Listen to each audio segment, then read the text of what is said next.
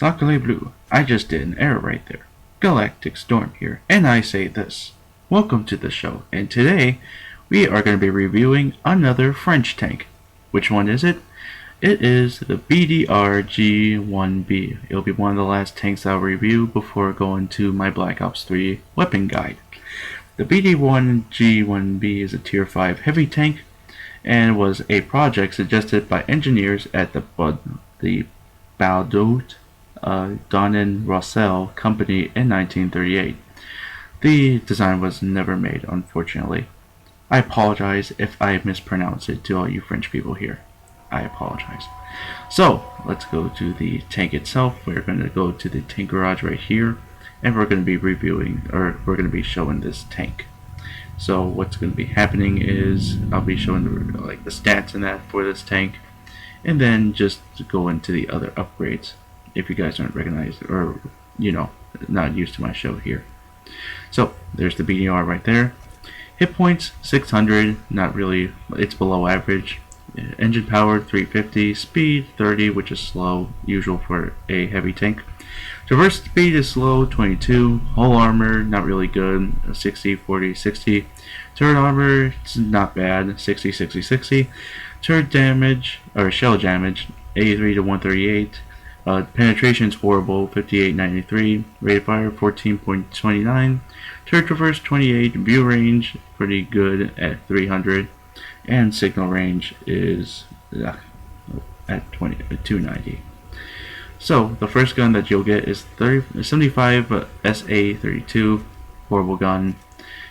When you get to the other one, it's a 75 SA44, which isn't bad. You need to aim for weak spots on the tank here. Other one's just an upgrade, and the other one you get the BDR G190, or the 90 millimeter gun. Really good damage, but horrible accuracy when it comes to it. So the pros and cons on this thing. It has really good or superb penetration and damage on the 90mm gun compared to the other heavy tanks. It is one of the best credit-made tanks in the game with non-premium.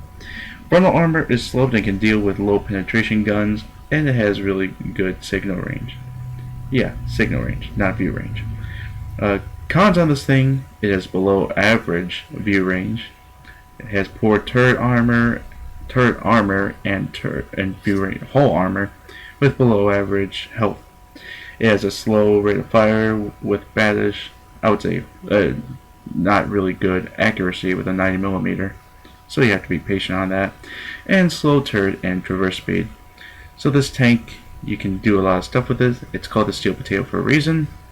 So let's kick some ass with this thing. So you want to learn how to be a good support role? Well, this tank would be the best suggestion. This thing has horrible armor, but there is some good pros on this thing. The armor on this thing is sloped, and even when angled at an extreme angle, this thing can take some serious, ricochets in that, even from higher tier tanks. Well, maybe not higher tier tanks, but you get the point. With really good guns in that, like the T1 heavy, I would say the KP1, the KP1S, but maybe not on like the higher penetration guns like you would expect from, I don't know, like the Sherman, well, not the Sherman Jumbo, but maybe like the Easy 8 you can maybe possibly block a shot from the 122mm gun from the, I would say, the KB85, which is the KB1S right now in tier 6. There was a Stilgrate there, but the guy just ran away just in time. That sneaky bastard. Oh well. So what I'm going to be going down here, I'm going to be heading down into the city, and I'm going to try to help out my teammates. There's not that, well, there's maybe like half of my team might be, or could be heading in there, just by the look of the map right there. So I'm heading down there with my 90mm gun. Bad things about this 90mm gun, like I said, it doesn't have the accuracy on this thing is not really good. And I mean, it does have a really good punch. It's about, I would say, 135mm of penetration, but it can do about around 200 damage. which is a lot for a tier 5 tank. It's just as good as the SA-35. And then there's an M4, shot him through the wood in that fence and gave him a good old chunk of his health going away. I think I just wiped out like, I don't know, 40% of his health away. And then he only has like very little health. I tried to get a little shot at him, but his front turret was the only thing I got. And it's really bouncy too, so I couldn't really do that.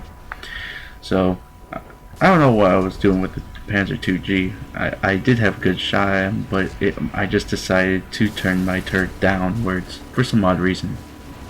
There's a VK-3001H right there. There's still 3. He's in deep shit right now. It did a huge shot on the BK right there. Did some really good damage right there. Tried to tell my guy to pull back, but the Stoke 3, not really listening, took care of that other tank right there, but he gets blown up by the T-34. So, and then there's another, well, that's a Panzer IV-H right there, and I just literally like took almost all of his health away, besides the one that I left, I mean, but yeah, you know what I mean. Yeah. But the medium tanks are pushing in, and I got a huge shot off from the VK-31H right there, and did about, I don't know, about 33% about his damage. 33% of his health, I would say. But I'm getting sexually harassed by that T-34 right there. There's that VK. I'm going to pay attention to the VK right there. He needs my help. Or the guy did need my help before he went bye-bye. And the tanks are just going around and just, you know, just going after the tank right there. Took a huge shot against the T-34 right there. And the medium tanks, well, my allies just finished off the rest of those tanks. VK took a shot at me. I only have enough shot just to deal with two more shots, I would say, against him. So I tried to go up against him, but you know, he's in an alleyway, and if he would shoot me once, it could be over with. But luckily there's an M4 Sherman right there, so I asked him to help me out here. At least, I would try to help me out. But he's coming from the side, I'm coming from the front. So he's going to be trying to pay attention to me first, so I'm going to go up in there first and do one nice shot in, and I'll let the M4 finish him off. So, teamwork at its finest and support at its finest. And there's not really much tanks left. There's only one tank left, and there's really nothing to do at this point. Panzer V-4 finishes off, and yep, another good game. Well, a good game from here at least. But you've seen I did no kill, so why was I showing it? To be a good support role. And I got a high caliber out of it and a master badge class 2, and did about 1,675 damage worth. And you can see how much money I made. I made about 33,000. That's a lot compared to the other tanks that you can get from this. In high caliber, you did the highest damage in the game, and that only works like on the higher tiers, like tier 3 and up. So yeah, it only blocked 77 damage, but yeah, you know. And I did about, yeah, just got the medal, only one medal right there. Damage still 1,675, like I said, and it did about, I would say, let's see here. Yeah, well, but let's see what the other tanks did. I did the second best in my team. Panzer IV-H, 3001H, M4, T-34, and then the BK. But if you really want to do some good damage and some good kills, I'll show you another gameplay. From being a support role to now being a full-out front assault role, this is Cliff, and you pretty much, well, one of my favorite maps. Indeed, it was one of the first starting maps you'll get in World of Tanks. Well, before they said all these maps, which were, but you know. So, Cliff, and it's going to be based on that nice little alleyway, not the, well, on the left hand side. And for this side, it's going to be all nothing more than throwing out heavy tanks. Children, if you are watching this, I suggest watching something else, like My Little Pony, which I fucking hate. I would strangle them. Anyway, it's a tier 5 match. There's only like a few tier 4s on each side and a few tier 3s. Tier 3s Yuck. But against tier 5s, yummy.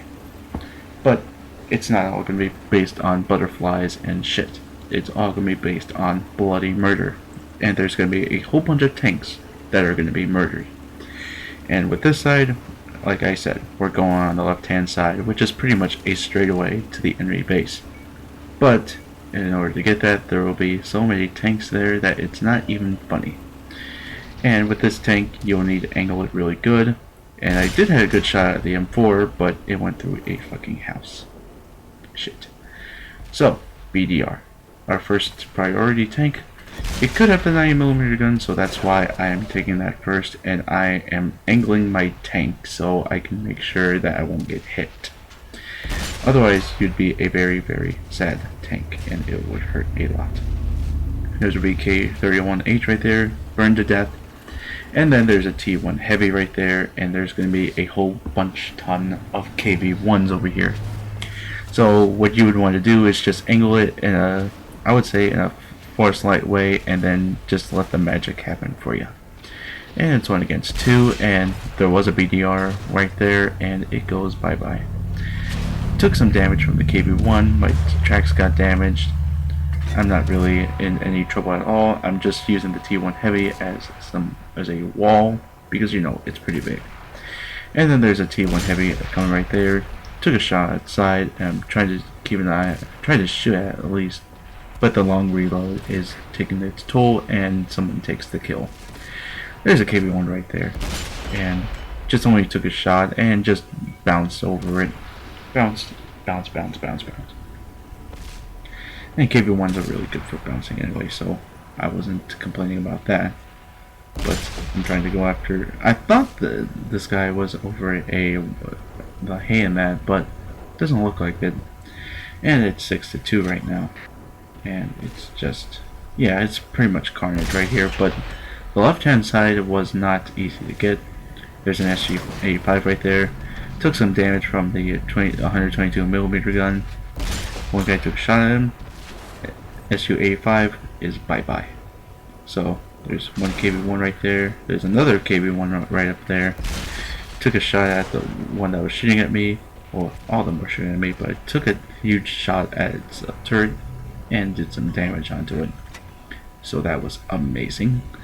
And my driver got killed from the SU-85, so I'm just going to be holding on to the medkit for now until I take another, or until something really happens.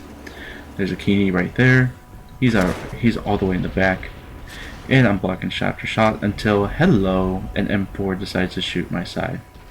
Sides on this tank are not really good, so I decided to move back that bit.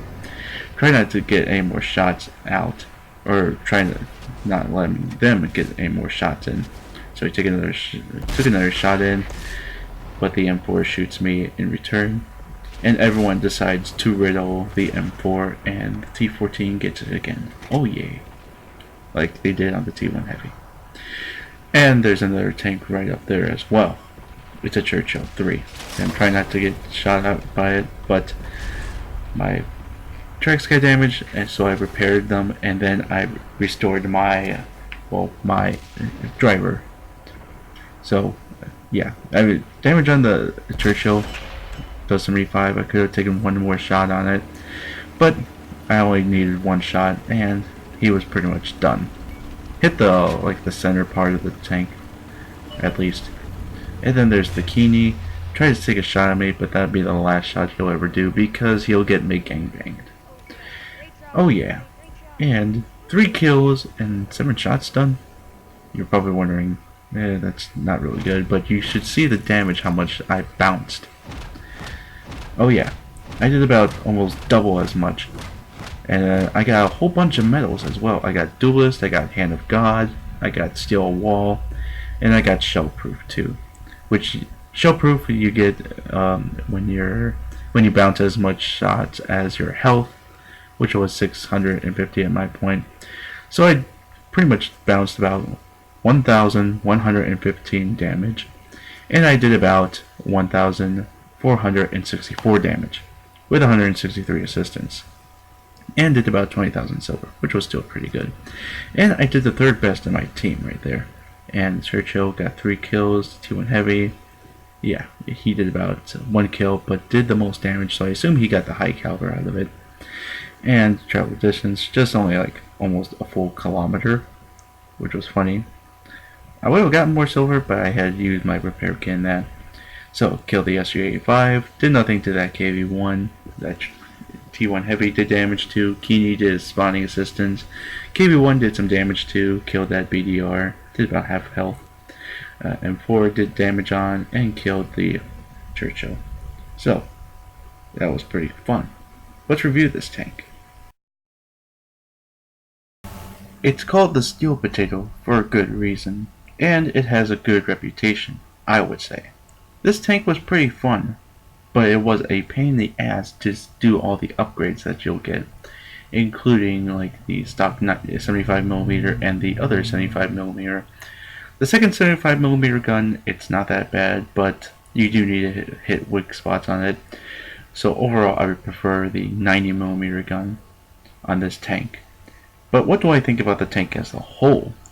Well, this tank, it's not really as well armored, but it is pretty big, and yeah, it's not, it may look ugly, but this thing can pack one hell of a punch.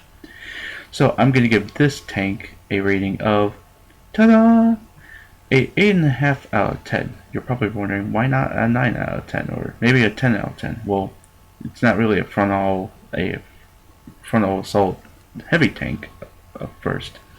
It has a horrible stock at first, which gives it a lower rating, but you can get it better once upgraded. It does make it as a great support tank like I did on Highway, and it's really good at urban fighting like you saw on Highway.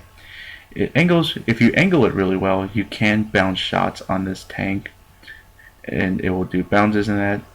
90mm is a great gun to choose from, and well, avoid open areas at all costs, otherwise you are going to be a very big target. So, that's what I think about the BDR G1B, or otherwise known as the Steel Potato. I like to call it the Potato Bastard, because you know, it's a little bastard if you give it the opportunity. So, vote, rate, comment, subscribe, all that fun shizzle my nizzle. And remember, I'm going to be doing a Black Ops 3 weapon guide pretty soon, so I'll be doing maybe 1 or 2 more tank reviews before I go on to Black Ops 3. So this is GalacticStorm. I'm saying I'll see you guys later.